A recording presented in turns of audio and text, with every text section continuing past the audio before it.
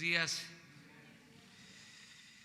Vamos a escuchar el planteamiento de Alejandro Encinas acerca de la liberación de un presunto implicado en la desaparición de los jóvenes de Ayotzinapa que dejaron en libertad. Ayer que me preguntaron sobre este tema, dijimos que hoy se iba a informar. Entonces le damos la palabra a Alejandro. Con su autorización, señor presidente, muy buenos días tengan todas y todos ustedes.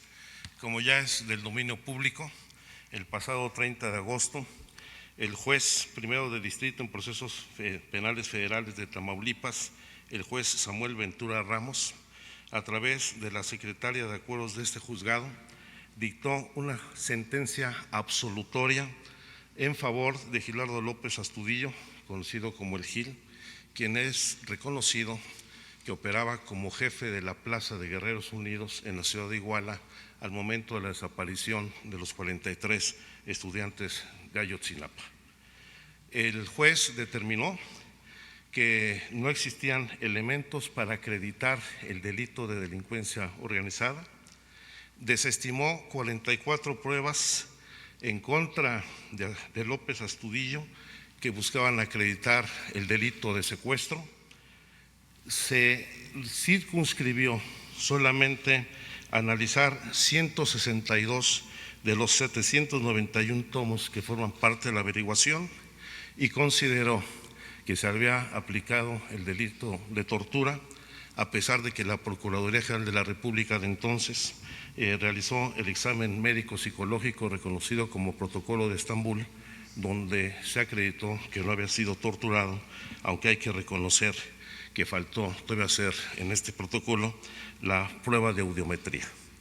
Este es un precedente muy grave, es una sentencia absolutoria de uno de los principales perpetradores del delito de la desaparición forzada y lamentablemente no es el único caso, sino que además de que sentará precedente para que se puedan establecer sentencias absolutorias a los demás implicados, viene a fortalecer una tendencia que ya se había venido registrando con la libertad de otros detenidos en el caso de Ayotzinapa. Vamos a hacer rápido una recapitulación. Ustedes recordarán cómo entre el 26 de septiembre del 2014 y el 30 de agosto del 2018 se consignaron 169 personas, de las cuales fueron detenidas 142, particularmente civiles vinculados al cártel de Guerreros Unidos de la región, así como policías municipales de Iguala y de Cocula. Los delitos fundamentales que se les fincaron entonces fue el de delincuencia organizada vinculada con delitos a la salud, los delitos previstos en la Ley Federal de Armas y Fuegos y el de la Ley de Secuestro. De las 142 personas detenidas, la Procuraduría General de la República entonces procesó a 70 personas por el delito de secuestro a los normalistas. Sin embargo, a lo largo de estos años, el proceso judicial que han seguido estos detenidos, que se había basado en 107 pruebas recabadas por distintas averiguaciones previas, el día de hoy solamente subsisten como pruebas 44 de las 107. Y eso vale la pena destacar que son fundamentalmente detenciones que han ido excluyendo de las pruebas las detenciones de falsa flagrancia. Se ha desestimado la comisión en 22 detenciones ilegales por forma irregular, en 29 casos de tortura y distintos casos de dilación indebida en la puesta a disposición. ¿Qué ha significado esto? Que a la fecha han sido liberados 53 presuntos delincuentes de los 142 detenidos y ahora con el precedente de la libertad ya absolutoria de Gilardo López Astudillo, existen los elementos para que la autoridad judicial pueda liberar a otros 50 detenidos en este proceso. ¿Qué implica esto o qué evidencia esto? particularmente una indebida integración en la investigación por parte de las autoridades ministeriales basadas en irregularidades y graves violaciones a la ley. Hay que decirlo con toda claridad, la mal llamada verdad histórica se construyó con base en la simulación, en la fabricación de pruebas, en la tortura, en beneficio de los perpetradores y en contra del derecho de las víctimas. Habiendo elementos claros y suficientes para afincar y deslindar responsabilidades por los delitos cometidos, la actuación indebida de la autoridad judicial ha generado condiciones para que con una muy laxa interpretación de la ley se puedan retirar los cargos que se le imputaron a los detenidos. Y también esto implica una revisión profunda de los criterios judiciales que tienen que aplicarse. Y aquí debe tomarse en consideración que la aplicación de la justicia no puede reducirse solamente a la interpretación de la ley. Se trata de impartir justicia, no de interpretar la ley, y debe prevalecer siempre el interés superior del derecho de las víctimas por encima del derecho de los victimarios. Yo creo que son de los temas fundamentales que tenemos que definir y podemos hacer el día de hoy un exhorto a la Fiscalía General de la República para que reencauce la investigación, subsane las omisiones y permita una investigación diligente para poder deslindar las responsabilidades que se cometieron por parte de autoridades o civiles en esta desaparición. Y queremos anunciar que por instrucciones del Presidente de la República iniciaremos ante la Fiscalía General de la República y el Consejo de la Judicatura Federal los recursos legales correspondientes para que se inicie la investigación de los funcionarios de la Fiscalía General de la República y de los jueces en el caso del Poder Judicial Federal para deslindar las responsabilidades en estos casos donde, en lugar de garantizar el derecho a la verdad y la justicia de las víctimas, se está generando un pacto que favorecerá el silencio y la impunidad en la comisión de este delito. Por parte de la Comisión Presidencial por la Verdad y la Justicia en el caso de Ayotzinapa, seguiremos haciendo las investigaciones y diligencias que están en proceso, pero requerimos que la autoridad judicial y la Fiscalía General de la República hagan su trabajo y no permitan que estos hechos queden impunes. Es cuanto, señor presidente. Bueno, sobre este tema, si tienen algo que…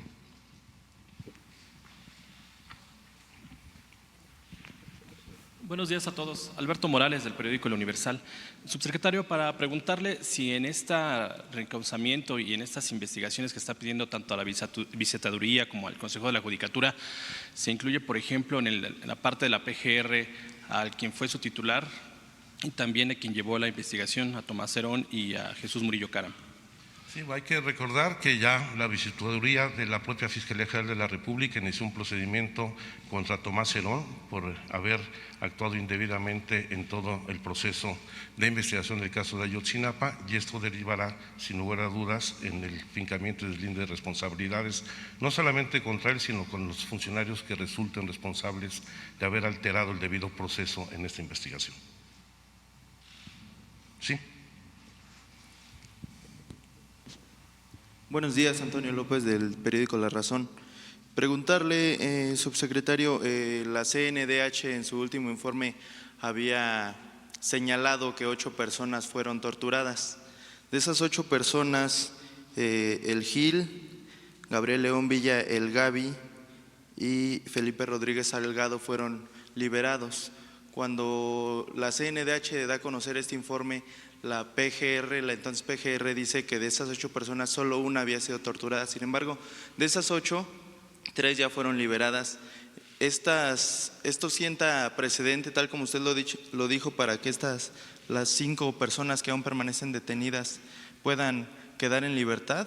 Eso por una parte, y también preguntarle si el motivo principal de la liberación fue pues estos actos de tortura. Además, estas 8 personas pues es una parte, porque hay 28 más que, de acuerdo con esta investigación, recibieron tratos crueles e inhumanos. por esta fincación de responsabilidad a través de tortura, ¿podrían quedar libres también estas personas? Gracias.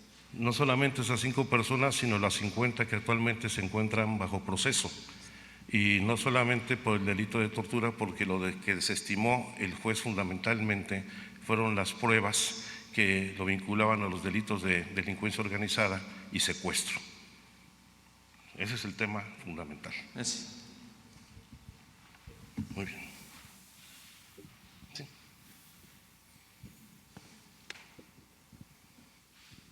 Gracias. Para consultar directamente si el fincamiento de responsabilidades va a alcanzar a Jesús Murillo Caram, por un lado, y por otro, si el riesgo de liberación de más involucrados en el caso Ayotzinapa incluye al exalcalde de Iguala, Abarca. En el caso de Abarca hay que recordar que el delito por el que está él detenido y procesado es fundamentalmente por el homicidio de Arturo Hernández Cardona, quien fuera síndico municipal en Iguala, y no necesariamente por los vínculos con la desaparición de los 43 estudiantes. ¿No habría riesgo de que saliera? En este caso, hasta ahora no hay ningún indicio de los que tenemos referentes de los 50 personas que pudieran tener alguna circunstancia de posible liberación por esta interpretación indebida de la ley. Y en el otro caso, por supuesto, que en el momento que se acrediten no solamente las violaciones al debido proceso, sino la fabricación o sembrado de pruebas en la formulación de la verdad histórica, va a alcanzar a todos los responsables de este dictamen que emitió la Procuraduría. ¿Sí? Buenos días, presidente. Buenos días, secretario. Se dice que Tomás Herón tiene actualmente camionetas blindadas, escoltas a su servicio, al igual que sus familiares. Usted acaba de decir que también se podría tener ahí un alcance de la justicia. ¿Esto es cierto? Y si se le van a quitar esos servicios que obviamente pues, estamos pagando los mexicanos. La información que tenemos es que se le ha brindado un amparo para que se le mantenga esa protección que deriva de una disposición reglamentaria para los servidores que ocuparon cargos de riesgo en la Procuraduría General de la República. El fiscal ordenó el retiro de esos servicios de escolta y de protección, sin embargo, un juez lo ha amparado para que se mantenga. Sí, por favor.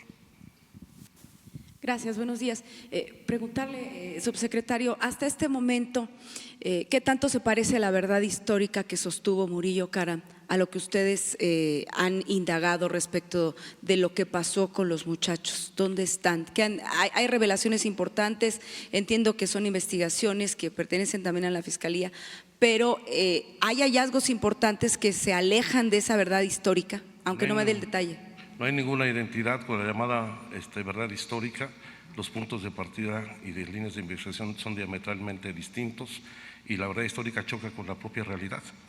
La realidad que estamos viviendo con esta impunidad que se está brindando a los victimarios. Se decía mucho en el pasado que habían participado elementos militares en la desaparición de los muchachos. ¿Esto se cae por sí solo? Los elementos de las Fuerzas Armadas, desde el general secretario hasta los mandos en Iguala, han brindado toda la información que se les ha requerido al respecto. No solamente hemos tenido ya reuniones directas con el general secretario y el Estado Mayor de la Defensa Nacional, se ha visitado las instalaciones del 27 Batallón de Infantería de Iguala y se ha dado respuesta a todos los requerimientos de información que la Comisión ha planteado a las Fuerzas Armadas. Gracias. Sí.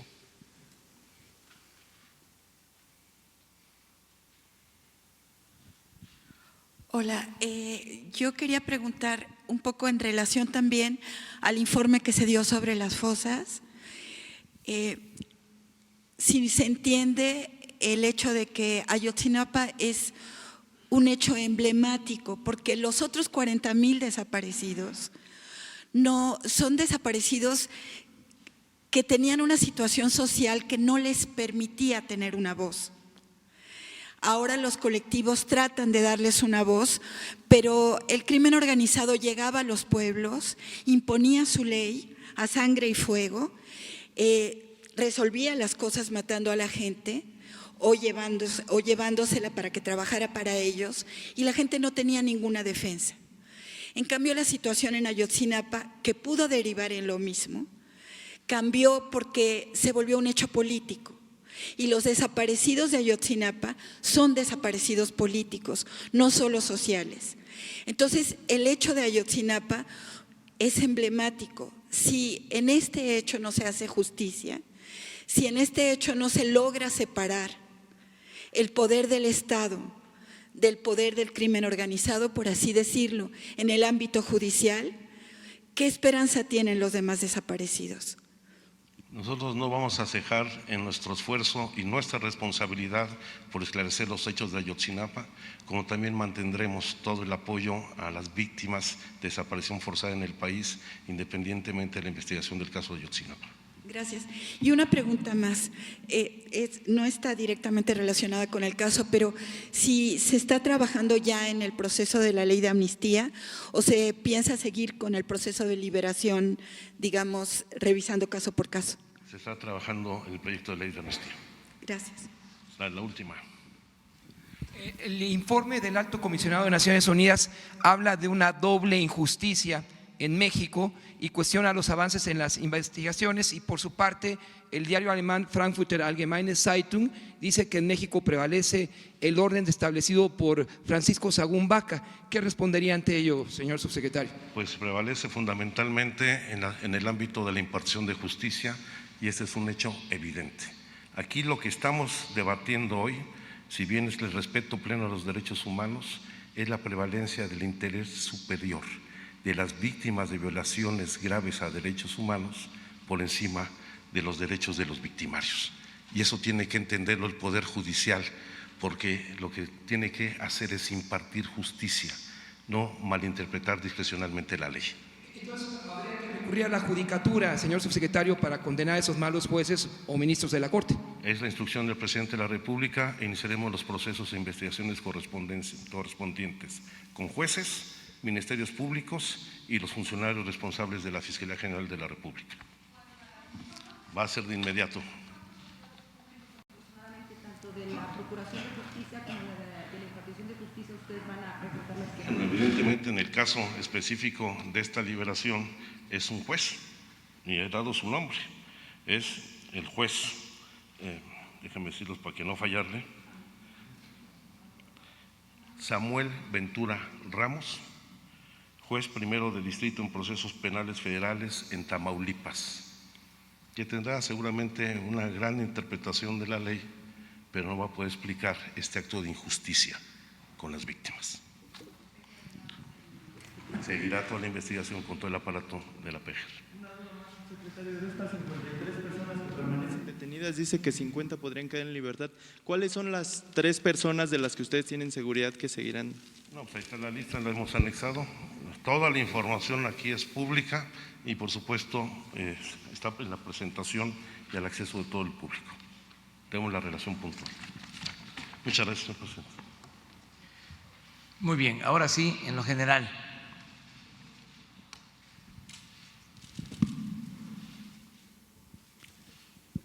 Buenos días, presidente. Jocelyn Gutiérrez, de Político.mx. Para preguntarle, ayer Jorge Winkler fue removido como fiscal de Veracruz. Él responsabilizó a usted y al gobierno de Cuitláhuac García de lo que le pudiera pasar.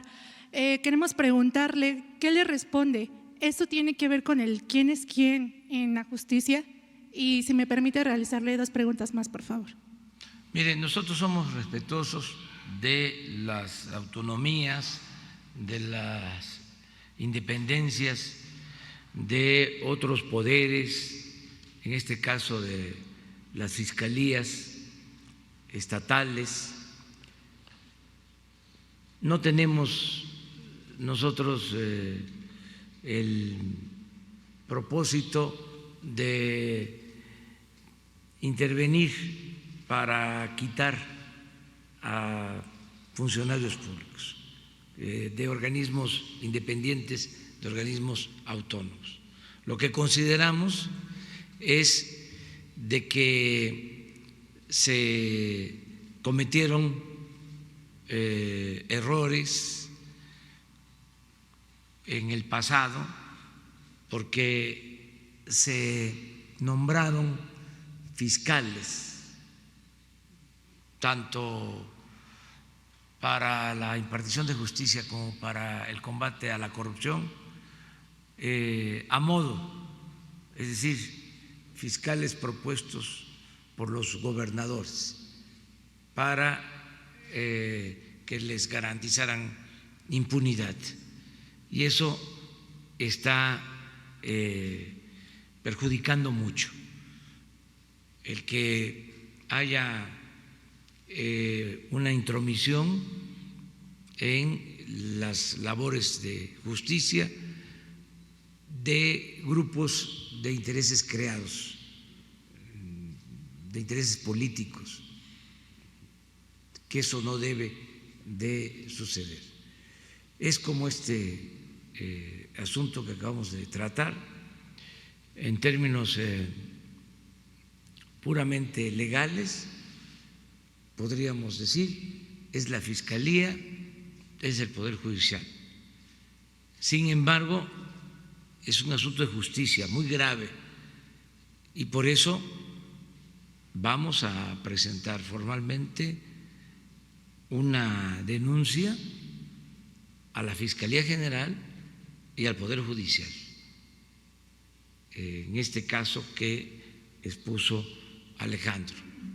En el otro asunto que tiene que ver con lo de Veracruz, fue, según entiendo, el Congreso local que tomó esa decisión.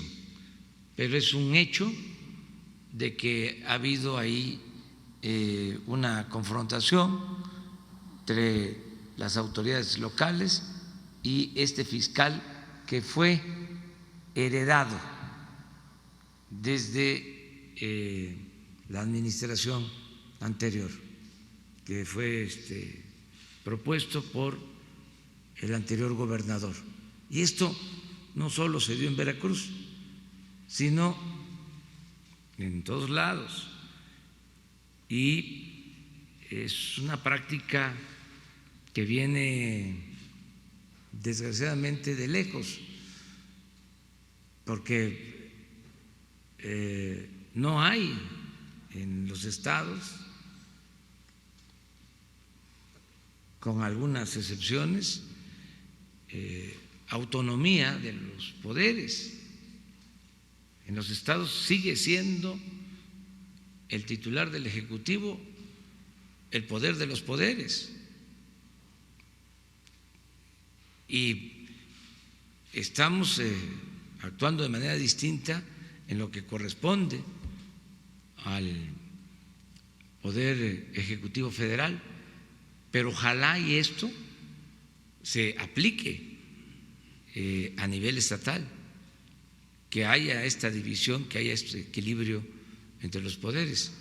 Es un proceso que se tiene que ir logrando poco a poco. Como segunda pregunta, ¿cuál es su postura ante la dimisión voluntaria de Porfirio Muñoz Ledo a la mesa directiva de San Lázaro? Pues ese es otro caso parecido. Nosotros no tenemos por qué intervenir.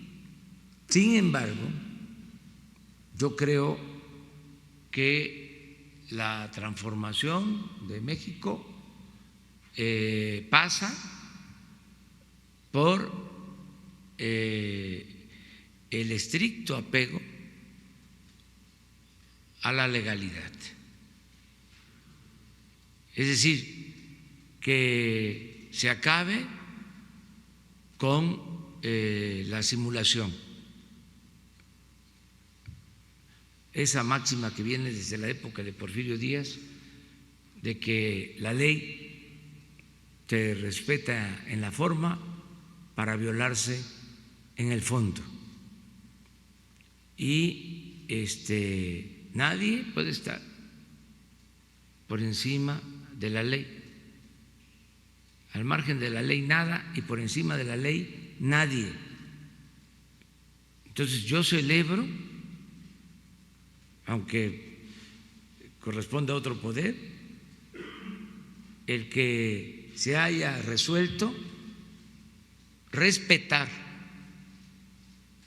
la ley en el caso del Poder Legislativo. Es decir, que no se haya modificado la ley orgánica en el Poder Legislativo, porque eso no debe de permitirse, aunque ahí nosotros no tenemos facultad, sí podemos dar nuestro punto de vista. Entonces, celebro mucho el que ya se haya resuelto esa controversia y no entrar en componendas de ningún tipo, aplicar lo que está en la Constitución y en las leyes. Por último, presidente, para preguntarle cuál es su opinión sobre la iniciativa que propone reducir o eliminar los legisladores por plurinominales en ambas cámaras. Pues no lo veo mal, nada más que esa es una iniciativa que están presentando en el Poder Legislativo, pero yo creo que se deben de revisar todos los excesos que existen en el país. Se debe de revisar en su momento el papel de los órganos electorales, que cuesta mucho mantenerlos. El Instituto Electoral en México es de los más costosos del mundo. Lo mismo en el caso de los poderes. Se tiene que aplicar una política de austeridad republicana de Estado y reducir los gastos manteniendo principios y llevando a la práctica la democracia, porque antes que no había democracia se usaba mucho la simulación, los aparatos, pero era para cooptar, para tener maiciados a todos. Ahora ya no hay ese propósito de cooptación. Entonces, ¿para qué organismos tan grandes, onerosos? ¿Para qué tantos organismos? Si lo que se busca es que haya justicia y que haya democracia, son los valores fundamentales, no se requiere de tanto aparato. Entonces, yo no veo mal el que se lleven a cabo estas reformas. Buenos días, presidente. Alberto Rodríguez, de SDP Noticias. Pero no fue precisamente la inclusión de estos plurinominales que abrió, no fue parte del proceso que abrió a esta nueva democracia. Es decir, antes podía ganar por un voto el PRI y se tenía un diputado y no había una representación para el 49% que había votado por una opción contraria. Los plurinominales sirven bastante para equilibrar las cámaras. Y bueno, quitarlos en un momento en el que un partido se llevó 53% de la votación, ¿no sería un poco peligroso incluso? ¿O no es un momento muy fácil para el partido en el poder hacer esta propuesta? Eso por un lado. Y por otro, también le quiero preguntar sobre el Consejo de la Comunicación, que arrancó una campaña contra la corrupción. No sé si tenga una opinión personal sobre el hecho de que el empresariado es precisamente uno de los una de las áreas más corruptas que hay en este país, y pues no sé si le parezca un poco hipócrita que estén haciendo esta campaña contra la corrupción cuando en el pasado ellos fueron los grandes corruptores de las instituciones. Bueno, yo pienso que hay formas de que todo el mundo esté representado. Es una cuestión de cantidad. Si son 300 de mayoría, son 200 de representación proporcional. Bueno, ¿por qué de esos 200 no hay una disminución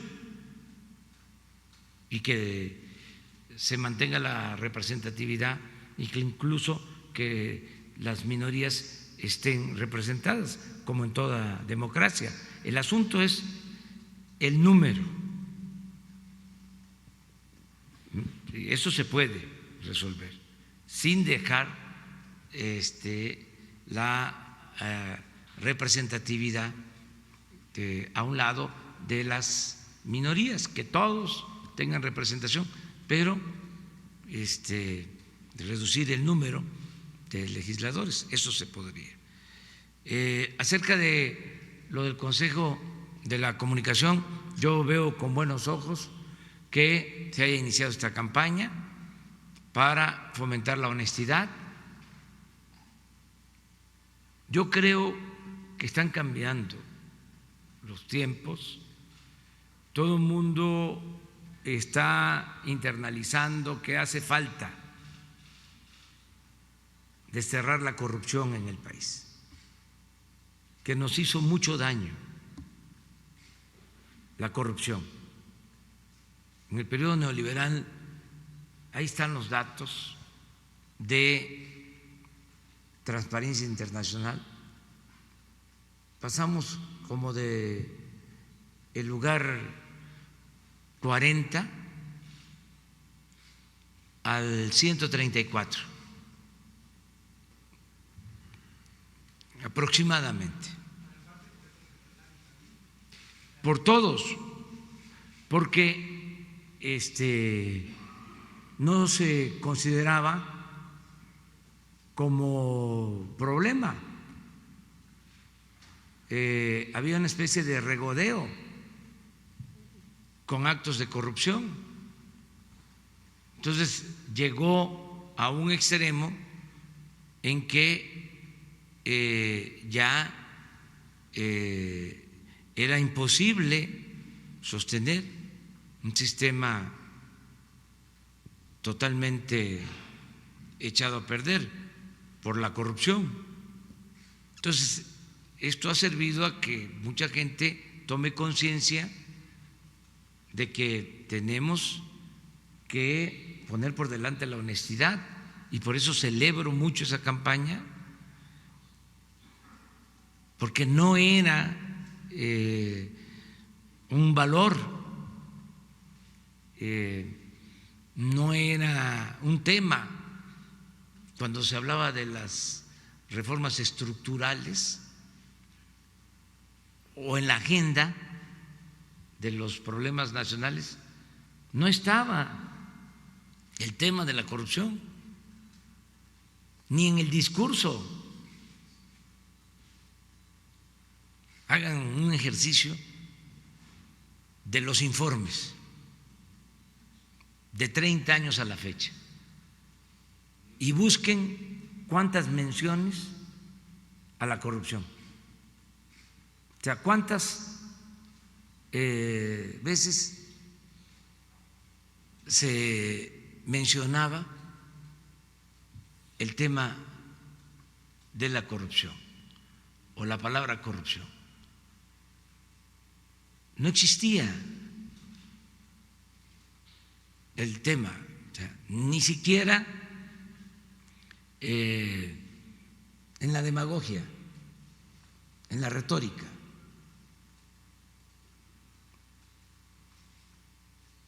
Entonces, ahora ya hay una conciencia del daño que causó la corrupción al país,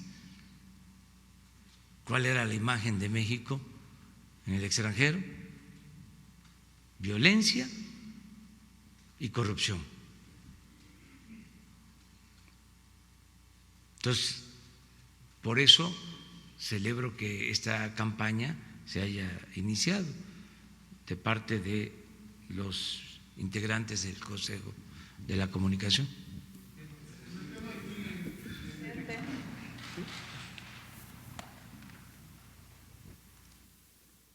Gracias. Buenos días, señor presidente, subsecretario. El artículo 41 de la Constitución, presidente, señala de manera muy específica cómo es el financiamiento de los partidos. Tiene que ver con el número de integrantes en el padrón, se multiplica por la suma, estas unidades de medida actualizadas, y después se divide en la votación y así se asigna. El INE también, por otra parte, tiene un gasto enorme en la credencialización de los ciudadanos porque es el documento principal de identificación. También en el punto que mencionaba el INE, dice que no ha recibido de ningún partido político una solicitud de devolución de recursos. Hasta agosto dice que ningún partido, incluido Morena, ha pedido regresar los recursos, de tal suerte que si ya pasó 8 meses del año, ya no pueden regresar la mitad, ¿no? Ya lo habrán erogado. En este punto y en el de los diputados plurinominales, usted, su gobierno, ya que expresó una postura, ¿estaría enviando una iniciativa de reforma para generar una austeridad, cambiar ese artículo 41 y el de los plurinominales, presidente? Sí, vamos a esperar a ver cómo evoluciona lo que ya se presentó de iniciativa. Hay la posibilidad de disminuir el presupuesto para los organismos electorales y los partidos ahora que se va a aprobar el presupuesto. Esa es una facultad exclusiva de la Cámara de Diputados. Pero tienen que cumplir el 41 con esta fórmula que le… Sí, no tienen pero hay forma de no cumplirlo. De hacer un ajuste en el presupuesto. Desde luego, eso no corresponde al Ejecutivo. A nosotros nos entregan sus propuestas y nosotros lo que hacemos es que remitimos esta propuesta a el Poder Legislativo, en este caso a la Cámara de Diputados, en lo que tiene que ver con el presupuesto. Es la facultad exclusiva de la Cámara de Diputados. Entonces, ahí hay una manera. Y lo otro, pues es una reforma, como lo planteas, que entiendo, ya hay iniciativas en ese sentido. Vamos a ver cómo evolucionan esas iniciativas. Nosotros sí estamos dispuestos a que se reduzca el gasto en los procesos electorales. Estamos dispuestos y ya estamos actuando en quitar el fuero. O sea, estamos pidiendo que resuelva el Congreso pronto, quitar el fuero, quitar las trabas para la consulta ciudadana. Estamos pidiendo también que se resuelva sobre la revocación del mandato. Esas tres están pendientes en el Congreso y otras. Entonces, por eso no hemos insistido en nuevas iniciativas, porque lo que queremos es sacar lo que está ahí detenido. No surge que salga lo de la eliminación del fuero, que se permita la revocación del mandato y que se quiten las trabas para llevar a cabo las consultas, llevar a la práctica la democracia participativa. Pero no descartamos el que también se propongan reformas en este sentido. O sea, porque para que haya democracia no hace falta todo ese andamiaje que han creado. Todo eso fue simulación. ¿Qué es lo que puede garantizar que haya elecciones limpias y libres? Bueno, lo que ya se hizo, que el fraude es delito grave, que los funcionarios pueden ir a la cárcel si utilizan dinero del presupuesto para favorecer a partidos, a candidatos, que el que compre votos va a ir a la cárcel. Entonces, nada más con eso. Lo otro es una cuestión de poner las mesas, las casillas, y que los ciudadanos cuiden, pero si ya no hay consigna, si no hay la decisión del Ejecutivo de meterse en las elecciones, porque era lo que sucedía. Desde aquí o desde Los Pinos se decidía, o en Gobernación, y daban instrucciones a los funcionarios electorales. A veces la ley establecía de que tenían que llenar ciertos requisitos para poder ser candidatos y no los llenaban los requisitos porque había consigna de darles la candidatura o de quitarles candidaturas a quienes no eran de su agrado.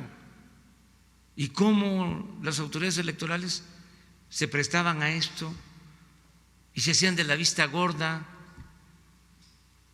¿Y saben por qué? Entre otras cosas, por los 300,000 pesos mensuales de sueldo. Es hasta penoso recordarlo, pero cuando quisieron, creo que el año pasado, reducir el sueldo de los magistrados, se ampararon y hicieron toda una protesta, porque así se mantenía el régimen corrupto, con sobornos, con la política de Porfirio Díaz, el maiceo, el reparto de maíz con gorgojo.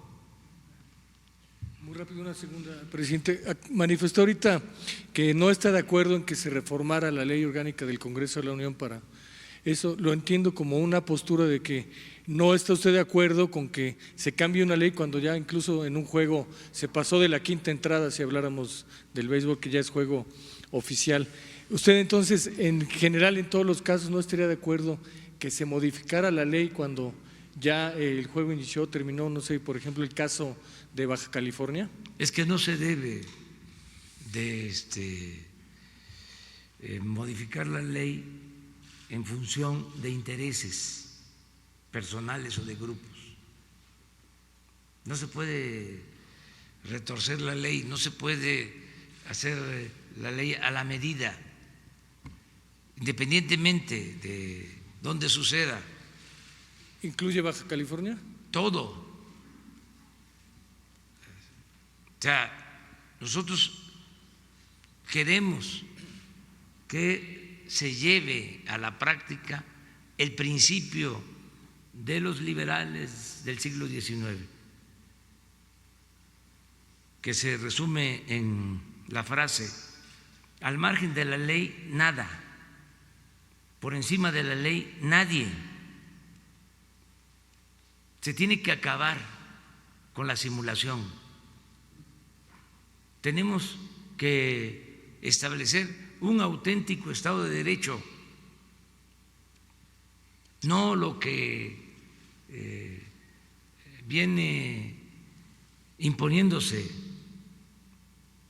de tiempo atrás, desde hace siglos. Es un Estado de chueco, no de derecho, un estado de cohecho, toda una simulación.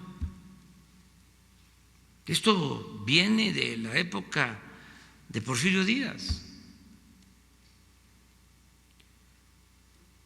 Y antes también, no olvidemos, en el México independiente,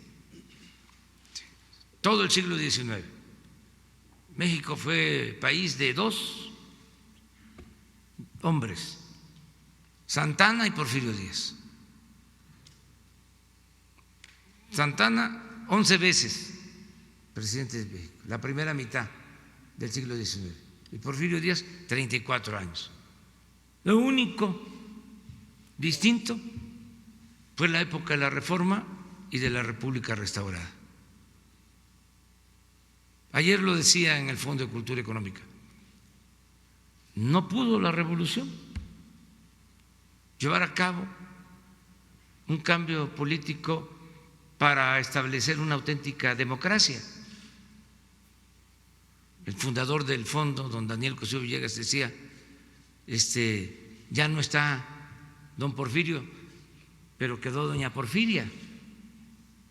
A pesar de que la revolución fue profunda, no alcanzó a arrancar de raíz el régimen antidemocrático, se mantuvo prácticamente intacto el sistema político porfirista, se trasladó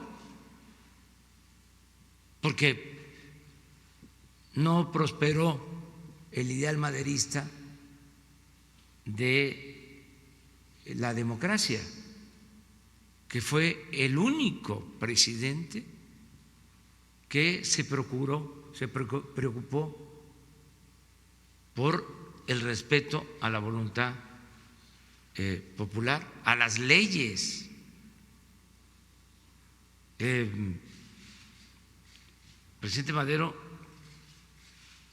le mandaba a decir a los gobernadores que respetaran a los jueces, o le mandaban a pedir los gobernadores, como era en la época de Porfirio Díaz, de que les ayudara a quitar a un juez que les estorbaba, y la respuesta de Madero era no, porque nosotros tenemos que ser respetuosos de la autonomía, de la independencia del Poder Judicial. Pero eso fue como un destello, ¿no?, en un cielo oscuro, algo luminoso en medio de la oscuridad, y asesinan a Madero y se termina con el afán democrático y se establece el régimen antidemocrático y la simulación. El maestro de la simulación política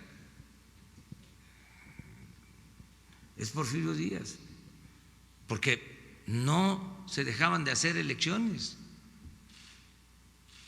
siempre el respeto a la legalidad, nada más que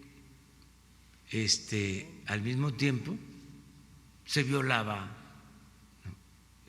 la esencia, el espíritu de las leyes, y eso se mantuvo hasta ahora. Entonces imagínense si nosotros que estamos planteando una transformación permitimos eso, o un partido que porque tiene mayoría puede aprovechar para modificar una ley en beneficio personal, en beneficio de grupo, en beneficio de una facción. No, pues eso es un retroceso. No, yo celebro que esto se haya resuelto bien. Yo no podía meterme, pero era una vergüenza ¿Y espera que ocurra lo mismo en el caso de Baja California? Yo espero que se actúe igual en todos los casos, y además que se dé el ejemplo, el buen ejemplo. No somos iguales. Es que eso es lo que quisieran los conservadores, porque eso es lo que ellos han hecho todo el tiempo. Y quisieran decir, ahí está, son lo mismo. Entonces no llegamos aquí pues para hacer más de lo mismo, llegamos aquí para transformar. Gracias.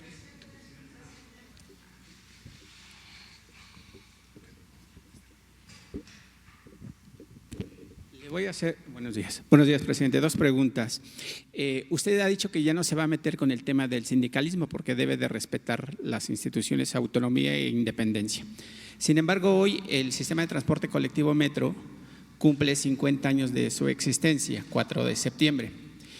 Afuera de Palacio Nacional, hoy en la mañana, llegaron varios trabajadores del sistema de transporte a presentar datos que a mí me parecieron interesantes, que ahora se los voy a exponer. El sindicato está presidido por el señor Fernando Espino Arévalo, que entre el sistema de transporte colectivo Metro tiene incrustadas 119 familias en diferentes puestos de áreas de mando y además tienen permisos sindicales. Esos permisos sindicales y puestos le cuestan al erario y a los mexicanos, a la Ciudad de México principalmente, 45 millones de pesos anuales. Tiene permisos sindicales, ya lo dije, y hay 15,000 trabajadores de base, 5,000 de ellos afiliados a este líder sindical. El sueldo que predomina entre los trabajadores es de 450 pesos a 1,500 pesos diarios. Su directora general es la doctora Florencia Serranía, que recientemente se compró una casa de 45 millones de pesos en la delegación Coyoacán, y eso se puede ver en su declaración de 3 de 3 y que dice que no ha pagado. ¿Cómo combatir esta corrupción, presidente? O si Claudia Sheinbaum, usted que la apoya mucho, pues no ha actuado, y ya son 50 años que el sistema de transporte colectivo ha servido como una vía de transporte barata, buena, bonita y barata para los citadinos y además otros ciudadanos que vienen de estados circunvecinos a la Ciudad de México. ¿Qué dice de esto, presidente? Pues que está bien lo que llevan a cabo, la protesta, el que haya democracia sindical, lo que hagan los trabajadores, que le pidan a la autoridad de que se garanticen los procesos democráticos al interior de los sindicatos para que sean los trabajadores los que decidan, que se acabe el charrismo sindical, pero para eso pues tienen que ser los mismos trabajadores. Y la autoridad también. Y la autoridad no proteger a líderes charros, no proteger a caciques. Esa es la función de la autoridad y respetar la voluntad de los trabajadores. ¿Haría un llamado para ese? Es que eso es lo que está vigente, depende de los trabajadores. Los caciques duran hasta que el pueblo quiere. Ya más no puedo yo hacer, pues, porque yo no puedo estar encabezando movimientos sociales, o movimientos obreros, o movimientos campesinos, ya no me corresponde. Es garantizar que haya libertades y que si hay injusticias, si hay autoritarismo, si no hay democracia, se luche para avanzar y que exista la justicia, en este caso laboral. Tienen los trabajadores y todos los ciudadanos que hacerlo. Ayer, por ejemplo, regresando al tema del Consejo de la Comunicación, independientemente de la campaña, me informaron que van a tener teléfonos, va a haber manera de que la gente, los ciudadanos, puedan denunciar a funcionarios que estén extorsionando o a particulares que extorsionen. O sea, esto es importante. O sea, todos tenemos que ayudar a ir limpiando poco a poco la vida pública. Una segunda pregunta, presidente. En México manejamos varios dichos, entre ellos, hijo de tigre pintito y de tal palo tal astilla. A continuación le voy a decir el por qué y si aplica y si en el gobierno que usted encabeza prende las alertas. En 1973, George Walter Landau era embajador de Estados Unidos en Chile. Henry Kissinger era secretario de Estado de la Unión Americana y Richard Helms era director general de la CIA. Recientemente ha llegado el embajador Christopher Landau, a México. Eso no aplica en ese sentido, presidente, cuando pues, el padre del embajador norteamericano que actualmente está en México, pues encabezó una revuelta para hacer un golpe de Estado en Chile y derrocar a Salvador Allende y después, pues obviamente Augusto Pinochet dejó una ola de muerte y expulsados de ese país.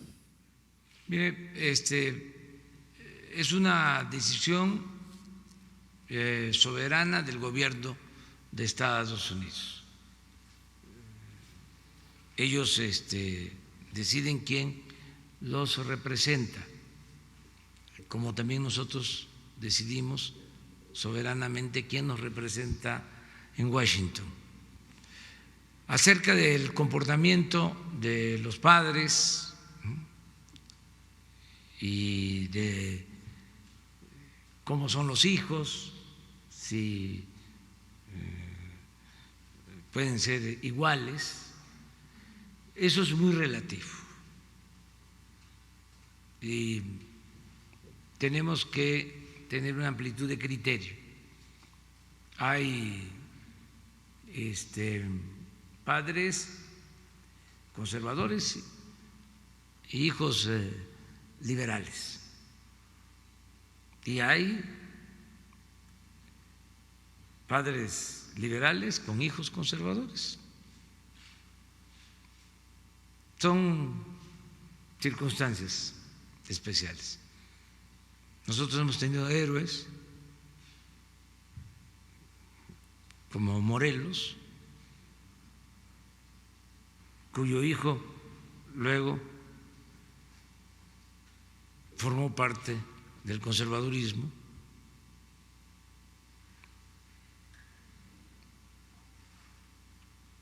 Y fue de los que hizo gestiones para traer a Maximiliano.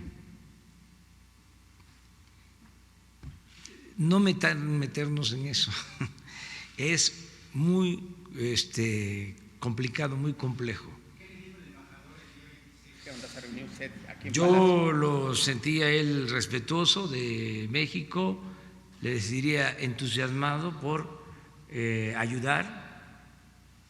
Ya había escuchado, me manifestó que había contado con información sobre lo que dije aquí en la mañanera, de que buscábamos que el embajador de Estados Unidos en México, de manera respetuosa, se pareciera más a Daniel, Joseph Daniel, que a Wilson, el embajador que tenía Estados Unidos cuando el asesinato de Madero, porque ese embajador intervino en el golpe de Estado contra Madero. Para mí, el peor embajador que ha tenido Estados Unidos en México en toda la historia. Y vaya que han habido embajadores de Estados Unidos entrometidos. Se me viene a la memoria Poinsett y otros que se metían más de la cuenta. Últimamente, un embajador que opinaba sobre el desempeño de las Fuerzas Armadas y se le permitía. Nosotros estábamos en la oposición y me tocó pues hablar del tema, porque eso no le corresponde a un embajador de otro país.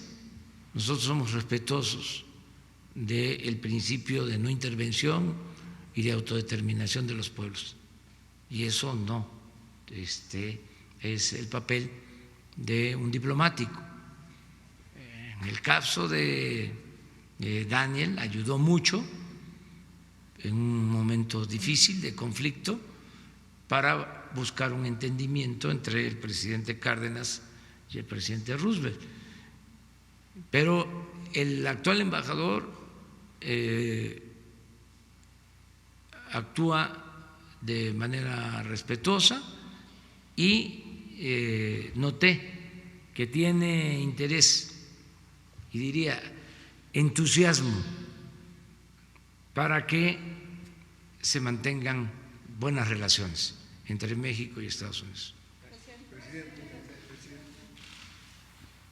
Gracias, presidente. Dos casos específicos. Ayer en Grupo Fórmula hablaban con los familiares de algunas víctimas del bar en Coatzacoalcos, de este bar que fue quemado, y decían que no se les han acercado pues nadie del gobierno estatal ni federal a brindarles algún tipo de apoyo. En el caso de esta señora pues se quedó a cargo de 2 nietas, su mamá era bailarina y murió ahí.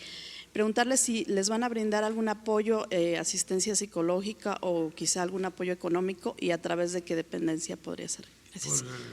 Por lo general siempre lo hacemos, siempre es la Subsecretaría de Derechos Humanos la que se hace cargo.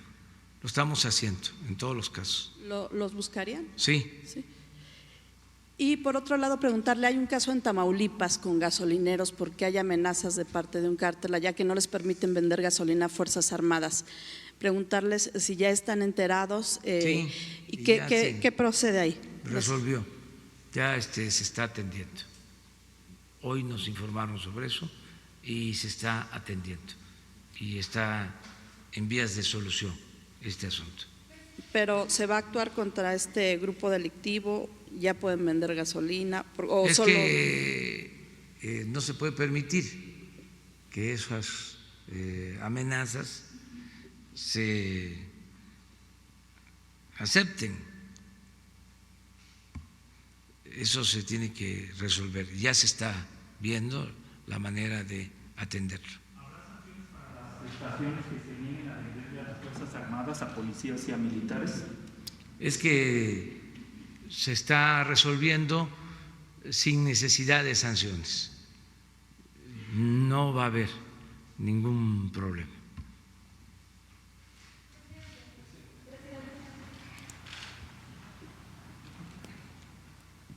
Buenos días, presidente.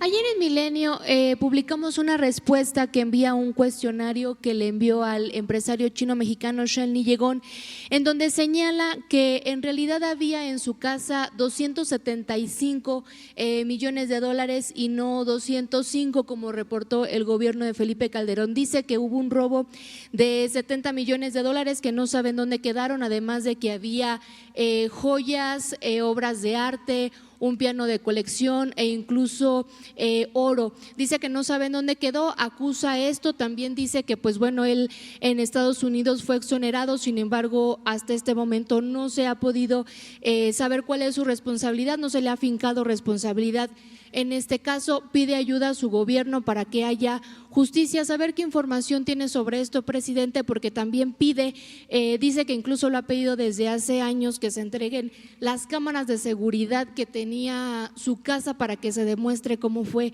este presunto saqueo. Saber qué información tiene al respecto y si usted pediría una investigación referente a estas acusaciones. Ya se hizo un informe aquí, se presentó sobre esos bienes. Lo hizo el funcionario de Hacienda encargado de este asunto. Recuerdo que se habló que los recursos se utilizaron para apoyar al Poder Judicial, en aquel entonces a la Procuraduría, y una parte a la Secretaría de Salud. Así se repartieron esos fondos.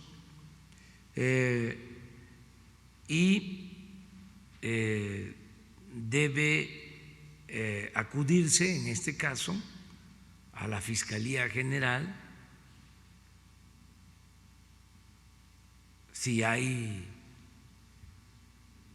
agravios, si hay injusticias. Esa es la instancia para pedir que se reabra el caso, si legalmente es posible, en fin, que se acuda a la instancia correspondiente. Nosotros, por lo que corresponde, estamos dispuestos a entregar toda la información, transparentarla.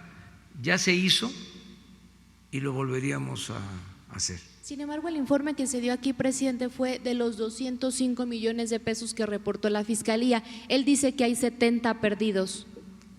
Pues entonces que presente una denuncia. O sea,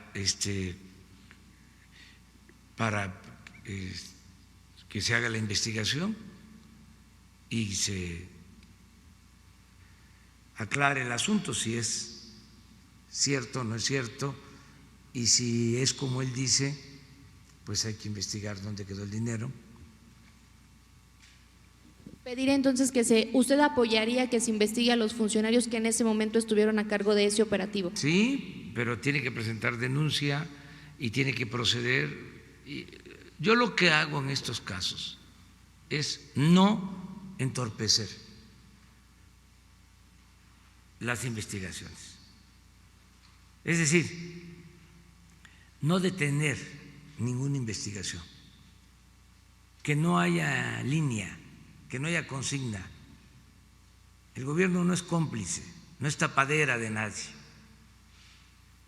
Entonces, existen las instancias correspondientes para la impartición de justicia, que se acuda a ellas, y el compromiso nuestro es que no vamos a obstaculizar ninguna investigación y que se tenga confianza en las autoridades.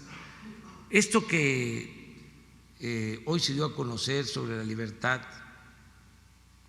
de esta persona que presuntamente es responsable de la desaparición de los jóvenes de Ayotzinapa, es algo que debe ameritar una investigación de fondo para avanzar en darle credibilidad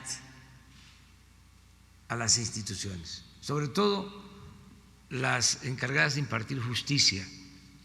Yo estoy seguro que el fiscal general va a intervenir y estoy seguro que va a hacer lo propio el presidente de la Suprema Corte de Justicia, que es al mismo tiempo presidente del Consejo de la Judicatura, porque estas cosas demeritan mucho a las instituciones estos hechos. Entonces, si se avanza evitando que haya una aplicación facciosa de las leyes, si se avanza evitando la corrupción en el Poder Judicial, en los ministerios públicos, todo esto va a ayudar muchísimo. Entonces, no permitir que estos casos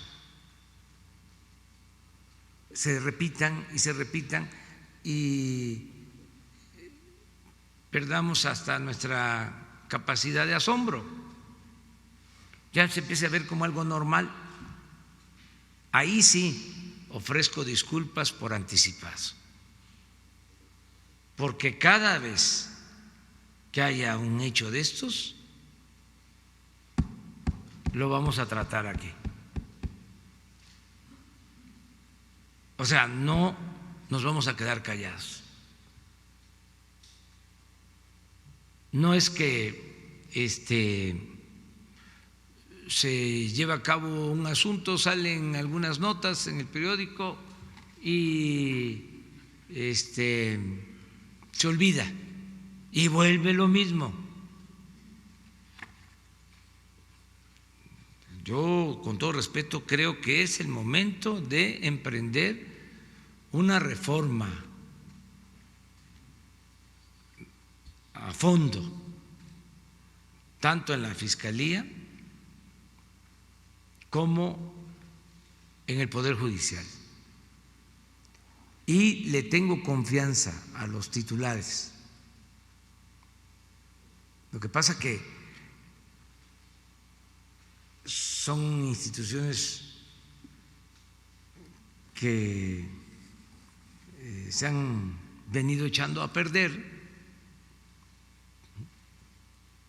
porque había impunidad, influyentismo, amiguismo, nepotismo, corrupción.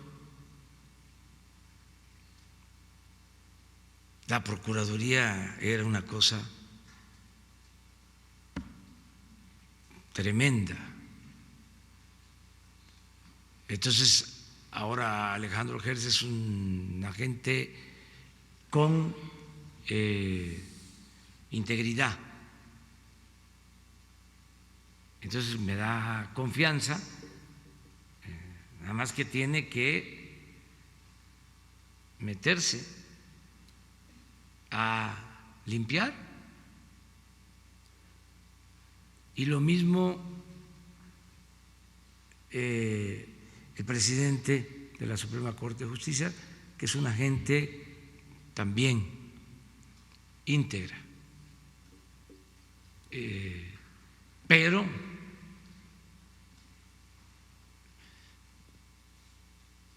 es todo un poder. O sea, no es solo el presidente, son ministros, es el Consejo de la Judicatura, son magistrados, son jueces, pero sí se puede, sí se puede. Solo para cerrar, presidente. Y es cosa de decir cero impunidad, cero corrupción. Antes en el Poder Judicial no se castigaba a nadie. Aquí lo hemos comentado. No sé para qué existía el Consejo de la Judicatura. Estaba ahí de florero, de adorno. Te pasaban años sin destituir a un juez, a un magistrado. Entonces ya no se puede eso, ya hay que poner orden, con todo respeto, y no permitir la corrupción en jueces, en magistrados. Imagínense el esfuerzo que hacen, el sacrificio, arriesgan hasta la vida quienes detienen a delincuentes. Muchos reciben amenazas y van a la cárcel y salen porque tienen muy buenos abogados, muy buenos para sobornar, que esos abogados, muchos de ellos ni siquiera aplican la teoría del derecho. Más que nada son influencias y dinero.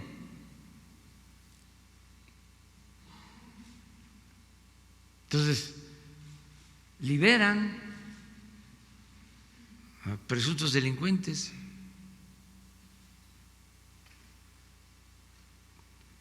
Nosotros vamos a estar insistiendo mucho en esto, que tiene que ayudarnos el Poder Judicial, como yo espero que lo sigan haciendo.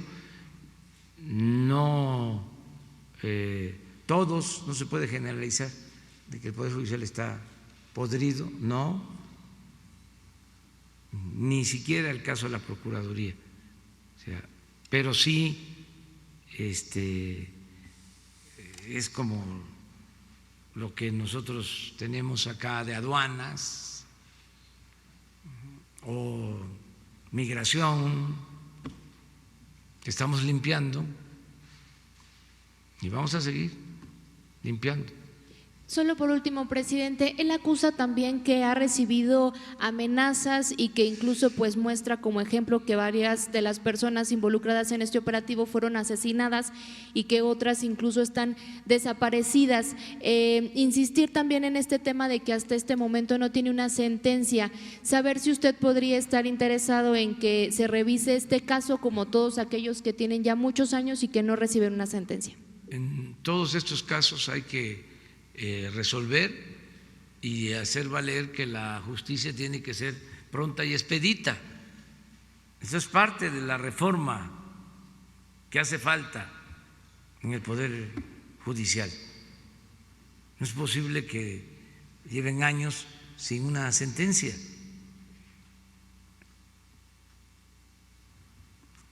Yo espero que todo esto se vaya mejorando.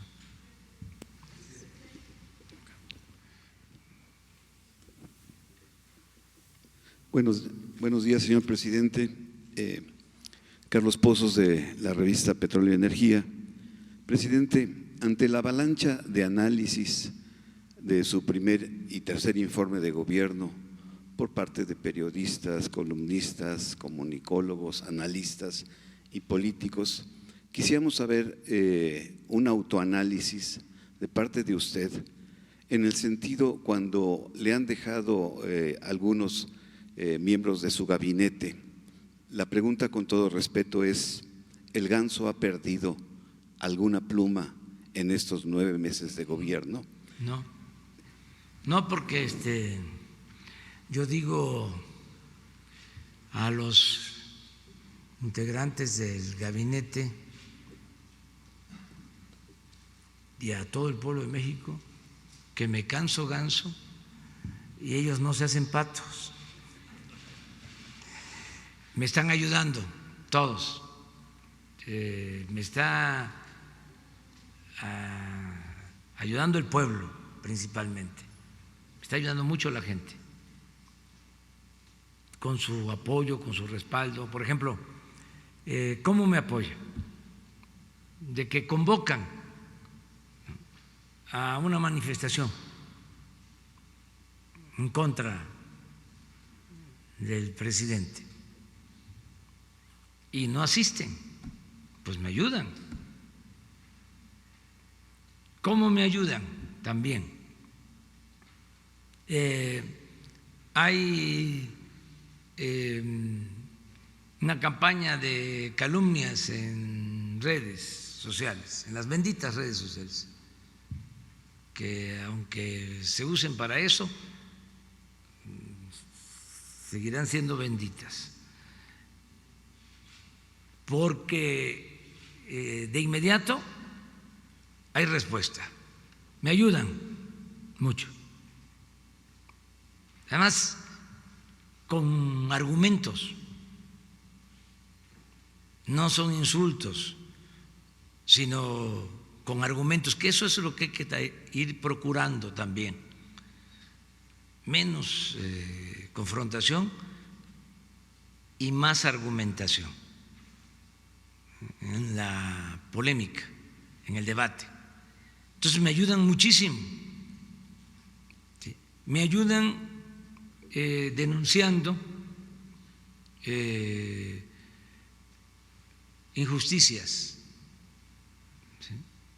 Por ejemplo, voy a los hospitales a visita y se me acercan y me dicen que no le engañen, vinieron a pintarlo el hospital porque sabían que iba usted a venir.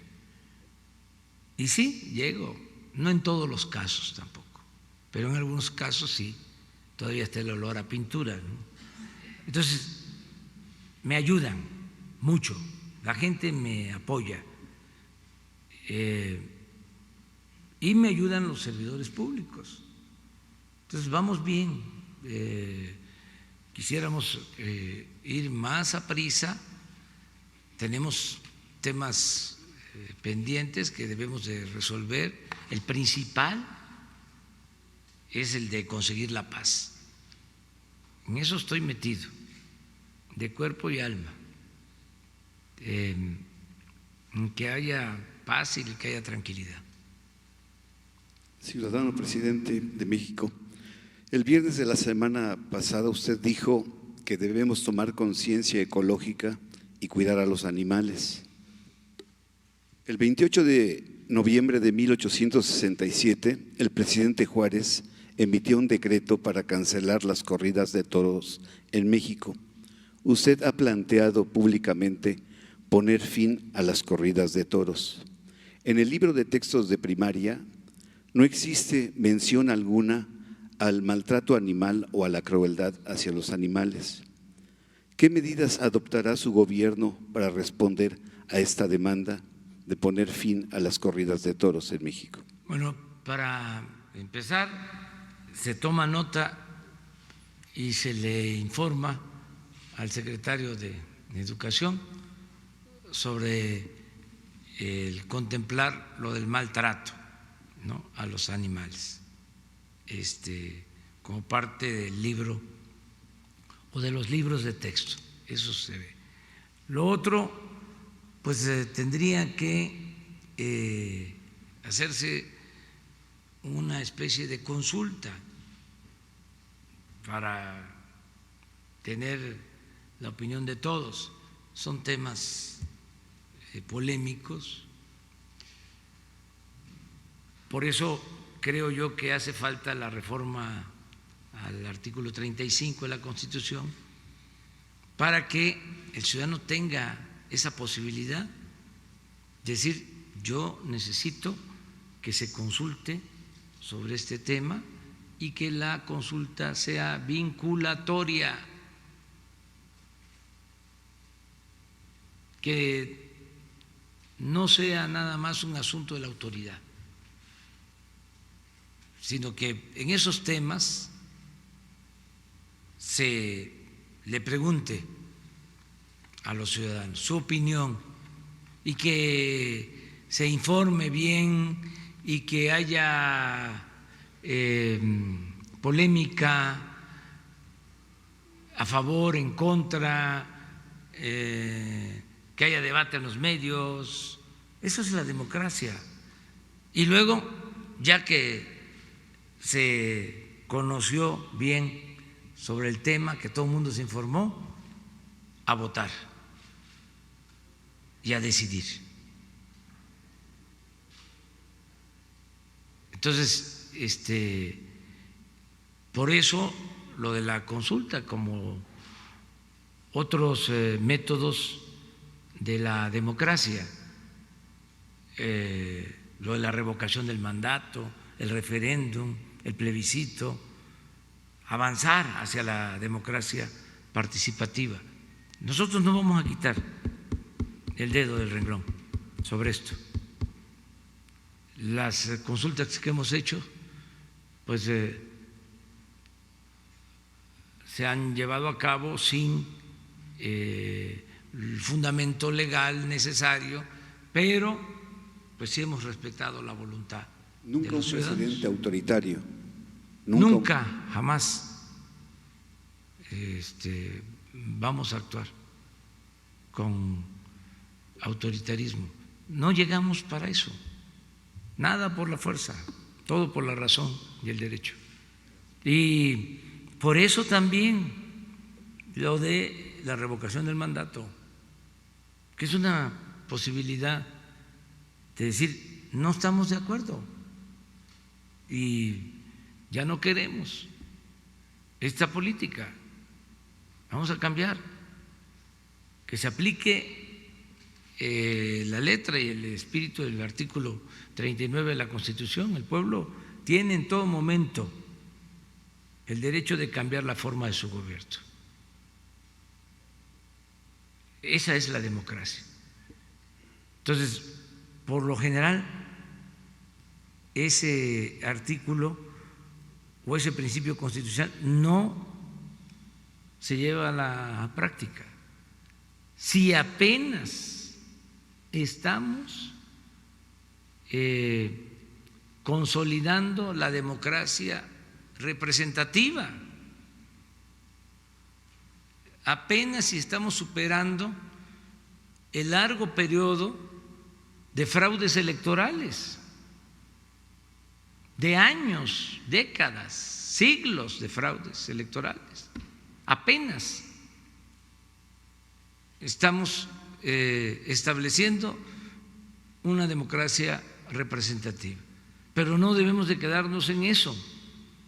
No se agota la democracia en que se elija cada 3, cada 6 años a representantes. No, el ciudadano tiene que estar participando constantemente en todas las decisiones. Eso es lo que fortalece al gobierno. Imagínense esto de las corridas de toro. Si yo tomo una decisión, pues se vería como un acto autoritario.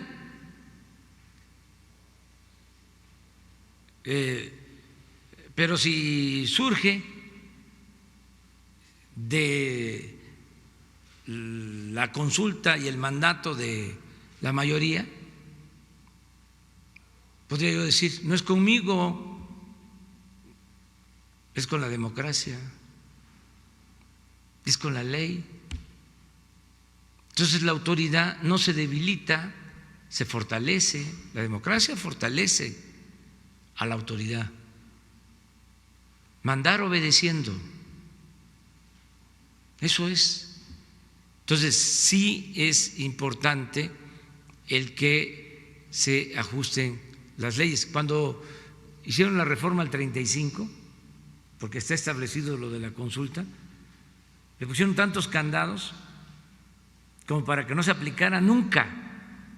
Y no se me va a olvidar de que nosotros acudimos, ¿sí?, a ese derecho constitucional cuando la reforma energética, y se juntaron más de 3 millones de firmas y se pusieron de acuerdo los del Ejecutivo, Legislativo y el Judicial. Y nos hicieron hacer todo el trámite. Y luego la conclusión del Poder Judicial de que no procedía, porque no se podía hacer ninguna consulta que implicara afectar los ingresos del gobierno.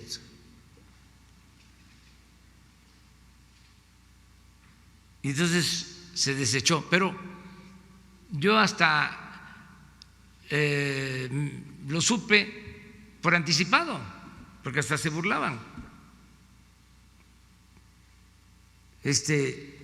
Llevé una carta en ese entonces al Poder Judicial y, como se dice coloquialmente, palo. Entonces, ¿para qué esa faramalla? ¿Para qué esas leyes que no se van a poder llevar a la práctica? Pura simulación. Entonces, hay que quitar todos esos obstáculos, todos esos candados al 35 constitucional y que los ciudadanos puedan ejercer su derecho. La democracia es el pueblo el que tiene las riendas del poder en sus manos. Entonces, sí hace falta esta reforma. Muy bien, muchas gracias.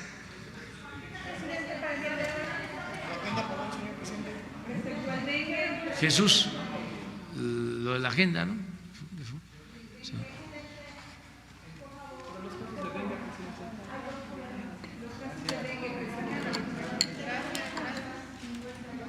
¿De qué? Hay dos problemas en Sinaloa.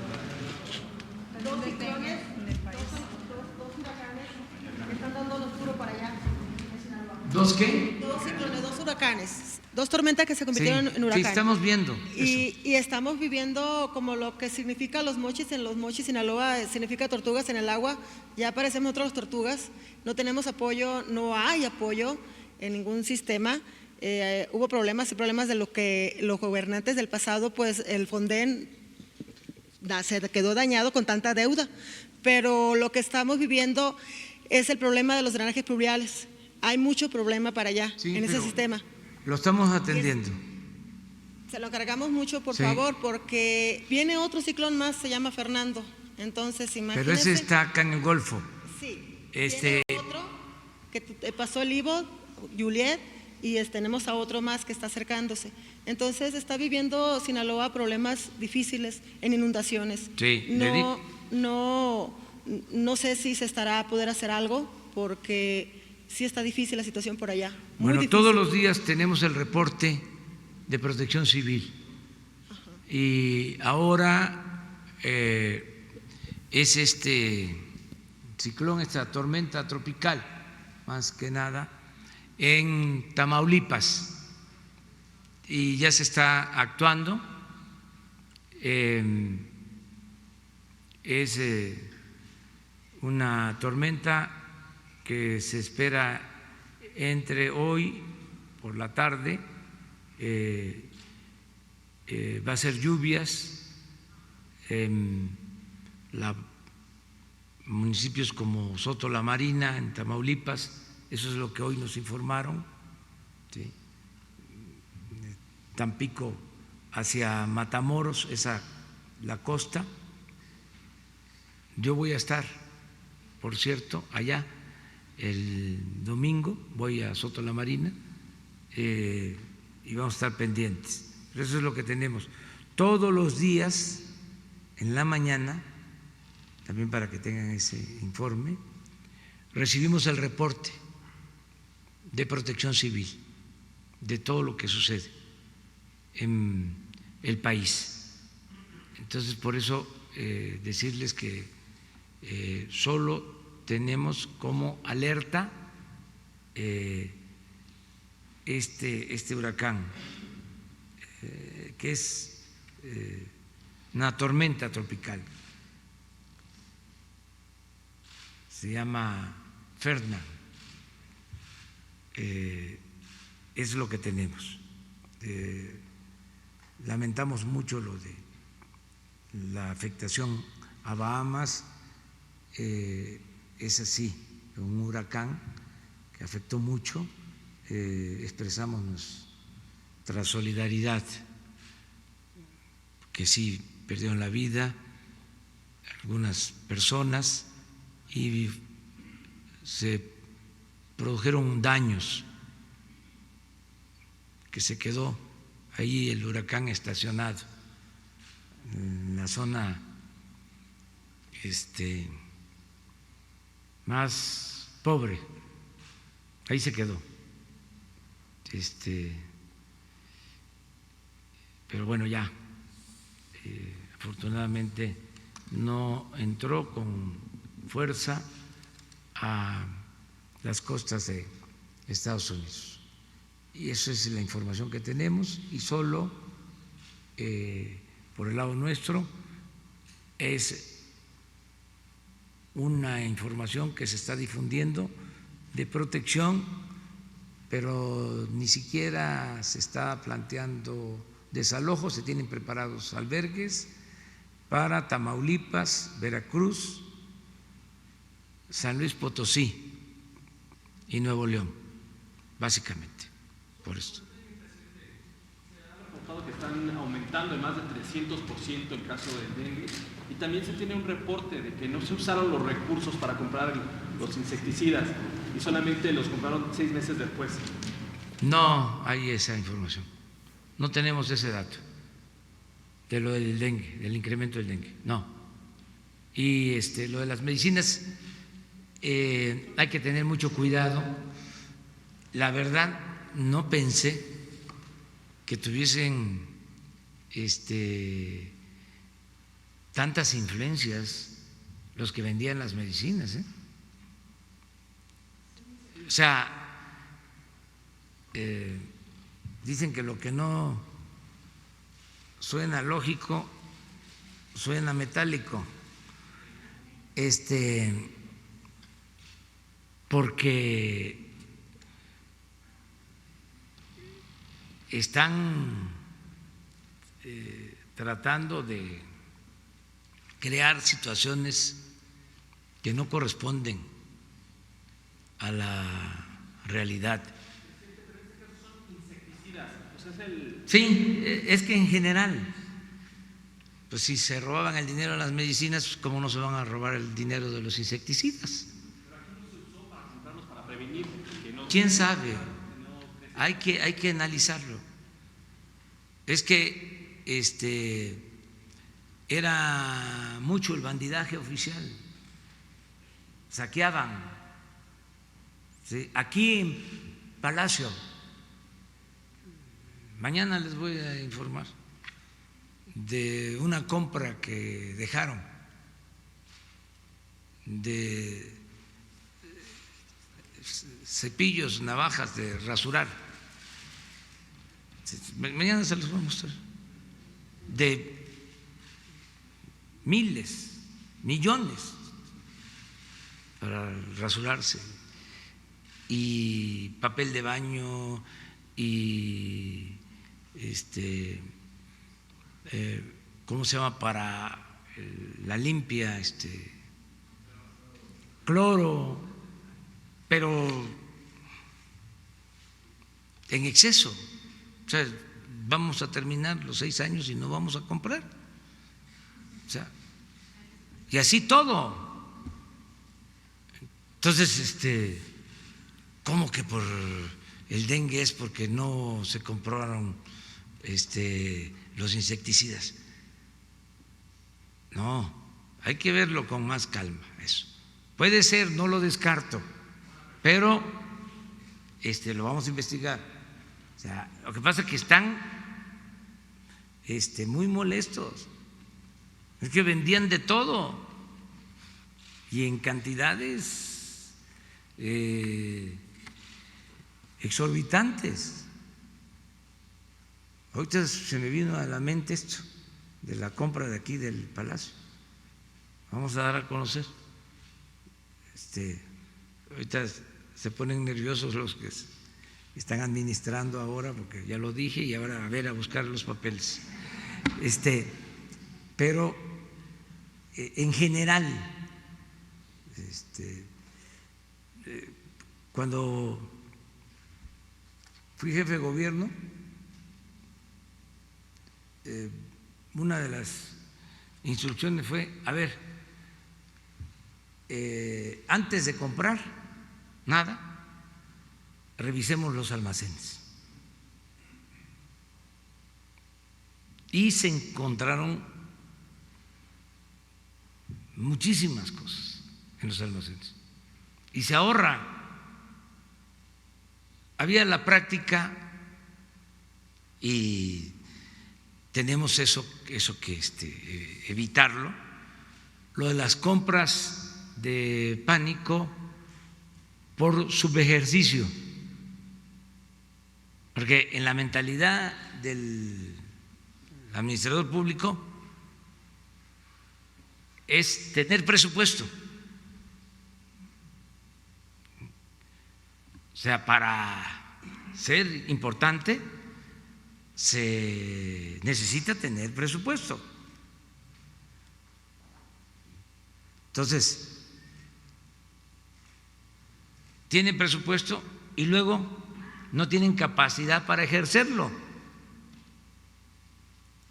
porque no es tener presupuesto, es cómo se ejerce, cómo se ejecuta. Entonces, ¿qué sucede en los gobiernos?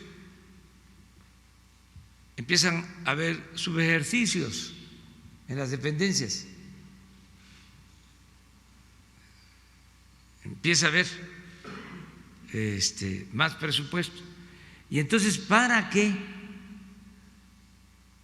se termine el fin de año sin subejercicio, empiezan las compras de pánico irracionales y costosísimas para no terminar con subejercicio, para que no me vayan a quitar el presupuesto, no me vayan a transferir el presupuesto.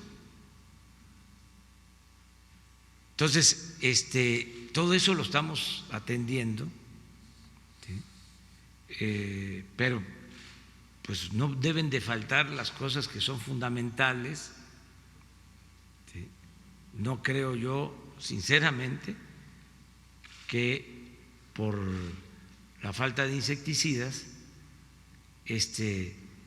haya una epidemia de dengue. O sea, no, lo he visto, he estado en los hospitales, en un hospital lo constaté, me lo expresaron hace poco, solo en un hospital, unos enfermos de dengue, sí, pero no es un asunto generalizado. No lo descarto, pero vamos viendo. Sí. Muy bien, gracias.